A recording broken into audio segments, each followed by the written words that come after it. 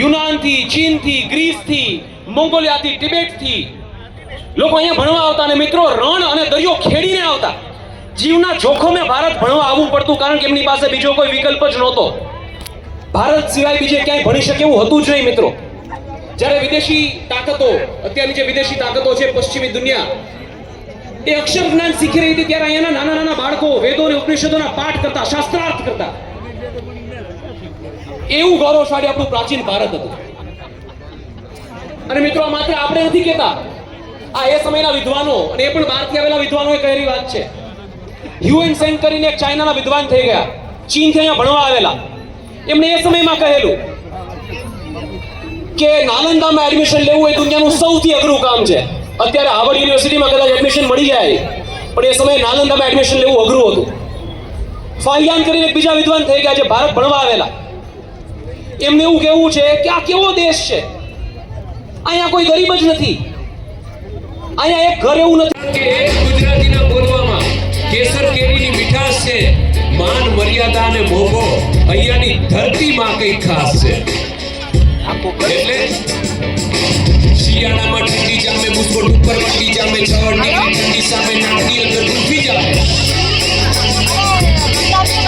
કેવી હોય કે આતે કેવો નિયમ મને વિચાર આવે વારંવાર, પાણી પીવું 4 વાર, જાવું પડે 4 વાર, આવો આવો ચા પીવો, રાતે કે ગાવ પીવો, શિયાળાની ઠંડીમાં રોજ કરો ગાવ પીવો, ઘરે બધા શાકભાજી ઘરે બનાવો, ખાઓ ભાજી બેટી મળે, તાજી તાજી ભજીયા ખાવા મારા રાજે. કારણ કે કેટલી ફૂડ આઈટમ હોય અહીંયા કે માંડવીની ચીકી ને મમરાના લાડુ, જમવાનું મેળું છે અડદિયા પાડું, કુકુમરિયા પહેલા ચા ખરી જાય છે, રાતે બધા વાળીએ ભજીયા કરી ખાય છે, સવારમાં નાવા વાળા દમો નથી, કમર નથી, નાઈને પાછું મારા આવું જલ્દી કઈ કમર નથી, સૂરજને પણ ઠંડી લાગે વેલો ભાગી જાય છે, 6:30 વાગ્યામાં અંધારું થઈ જાય છે. મારા ગુજરાતીઓ, આ એ ગુજરાત કે જેની જીડીપી થી દેશની અંદર ફાળો હોય, જેની પાસે છપ્પરની ન કરીએ એટલા માટે છે ને. ચા એટલે કેવી આદુ ચલામાં રહેવું પડતી, સ્વીટનેસ શુગરથી, તપેલીમાં ઉછળતી, કડકતી ઉગડતી, પ્યાલીમાં પડતી ચડતી, નસ માને કે પેટમાં, ડાયરેક્ટ હાર્ટમાં, ત્યાંથી બધા પાર્ટમાં પહોંચતી નસમસ્તી. ચા છે આવી છે, બધાને ભાવી છે, અડધી કટિંગમાં તો અમને ફૂલ મોજ આવી છે. Yes, thank you music, thank you. ભાઈ કેમ છો અમદાવાદ? યસ, આને કહેવાય જોર, આને કહેવાય ઉત્સાહ. બંદર કચ્છની અંદર માતાનો મઢ સુંદર, એ લાલ દરવાજાની બજાર, અંજારના ઓજાર, રોકાણમાં સોનું અને શેર બજાર, તાલાડાની કેરી, ગામડાની શેરી, લાલા લેરી, એ જામનગરના ઘૂઘરા અને સુરતની ઘારી, ભાવનગરના ગાંઠિયા આખા વિશ્વ પર ભારી. આ એ ગુજરાત કે જ્યાં સૌથી મોટું, સૌથી ઊંચું છે આપણે સરદાર પટેલનું સ્ટેચ્યુ હોય, સૌથી મોટું ક્રિકેટનું ગ્રાઉન્ડ હોય, અને આખા ભારતમાં નહીં વિશ્વમાં ગુજરાતી ગરબાનો સાઉન્ડ હોય. એ આ ગુજરાત જ્યારે અહીંયાથી સીએમ માંથી પીએમ માં મોકલતા હોય જવાબદારીપૂર્વક, ત્યારે માનનીય શ્રી વડાપ્રધાન નરેન્દ્રભાઈ મોદી એમના જીવનમાંથી કઈ વસ્તુઓ શીખી શકીએ. આપણે જે જોઈએ ને કે આપણે તો એન્ડ પ્રોડક્ટ જોઈએ છીએ, એક વર્ઝન જોઈએ છીએ, પણ કયા એવા વિચાર હતા કે જે વિચાર એની અંદર આવ્યા, દેશ ભાવના અને દેશ માટે આટલું કરી છૂટવાની ભાવના. જ્યારે જ્યારે દેશને જરૂર પડી છે ત્યારે કોઈને કોઈ એવું વ્યક્તિ છે એ આગળ આવ્યું છે કે જેણે દેશનો દોરી સંચાર કર્યો હોય, એણે એક દિશા બતાવી હોય, અને એમાં પણ તમારા જેવું યુવા ધન હોય જેનો ધનગલાટ કંઈક અલગ.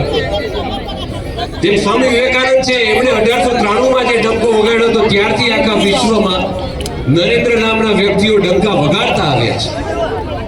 આટલું સરસ અમદાવાદની ભૂગોળ, જ્યારે યુદ્ધ છે એ આપણી વચ્ચે હોય, જ્યારે સાંઈરામ દવે એ અમને ખાસ કહેતા હોય, વિરાંજલિના કાર્યક્રમમાં પણ અમને બધાને ખાસ કહેતા હોય, લોકોને કહેતા હોય કે અહીંયા આવ્યા છો તો દેશદાસ અંદર ભરીને જઈએ.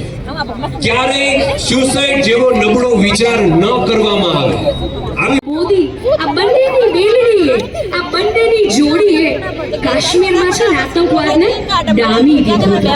પહેલાનો એવો સમય હતો કે જ્યારે આતંકવાદીઓના જનાજા નીકળતા હતા ને ત્યારે હજારોની સંખ્યામાં ત્યાંના જ લોકો આવતા અને આપણા જ દેશ વિરુદ્ધ ઘણું બધું પ્રદર્શન કરતા હતા. અને હવે આજની તારીખ, આજનો દિવસ છે, આ જોડીએ છે ને બધાની બોલતી બંધ કરી દીધી છે. અને કાશ્મીરમાં આતંકવાદ વિશે આપણા કેન્દ્રીય ગૃહ અને સહકાર મંત્રી અમિતભાઈ શાહ શું કહે છે ને, આવો નિહાળીએ.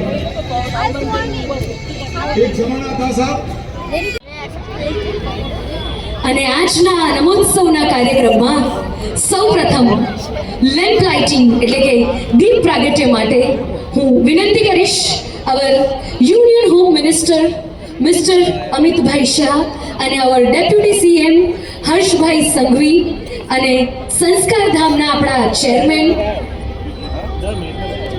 Doctor R.K.. શાહજીને વિનંતી કરું દીપ પ્રાગટ્ય કરી અને આજના આપણા નમોત્સવના કાર્યક્રમને દીપાવે. વડાપ્રધાન નરેન્દ્રભાઈ મોદીજીના જીવન ચારિત્ર્ય ઉપર રચાયેલ આ મ્યુઝિકલ શો નમોત્સવ બહુ જ જલ્દી આપ સમક્ષ ખુલ્લો મૂકવાના છીએ.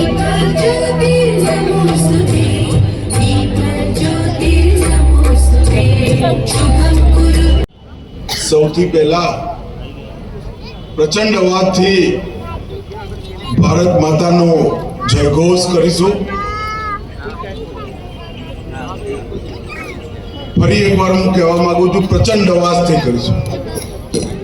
ભારત માતા કી મંચ પર ઉપસ્થિત સન્માન્ય ડોક્ટર આર.કે. શાહ સાહેબ, ગુજરાત સરકારના ઉપમુખ્યમંત્રી શ્રીમાન હર્ષભાઈ સંઘવી અને આ નમોત્સવને માણવા માટે એકત્રિત થયેલા સૌ ગાંધીનગર મતક્ષેત્રના ભાઈઓ બહેનો, સૌને મારા રામ રામ. મિત્રો, આજે એક કલાત્મક પ્રસ્તુતિના માધ્યમથી એક એવા જીવનનું આપણી સામે ખૂબ બારીકી સાથે એના કર્તૃત્વનું, જીવનનું, સિદ્ધાંતોનું વર્ણન થવાનું છે કે જે વ્યક્તિએ કેવળ 11 વર્ષમાં 140 કરોડની ભારતની જનતામાં 2047માં ભારત વિશ્વમાં સૌથી પ્રથમ હશે એવો વિશ્વાસ ભરવાનું વાત કરી છે.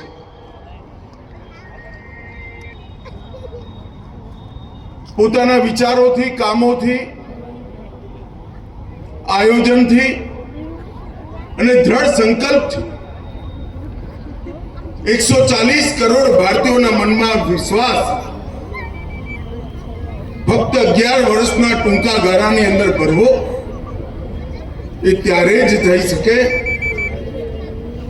જ્યારે એ વ્યક્તિએ બાકીનું આખું જીવન આ માર્ગ પ્રશસ્ત કરવામાં, આ માર્ગ ઘડવામાં ચિંતન કર્યું હોય. એને સફળ કરવા માટે अनेक स्वयंसेवक संघ के लिए मजबूत भूमि तैयार करने वाले वकील साहिब ने अनेक कार्यकर्ताओं को अपना जीवन राष्ट्र के लिए समर्पित करने हेतु प्रेरित किया. वकील साहिब भारतीय प्रेरणा आपी साईराम भाई ने फोन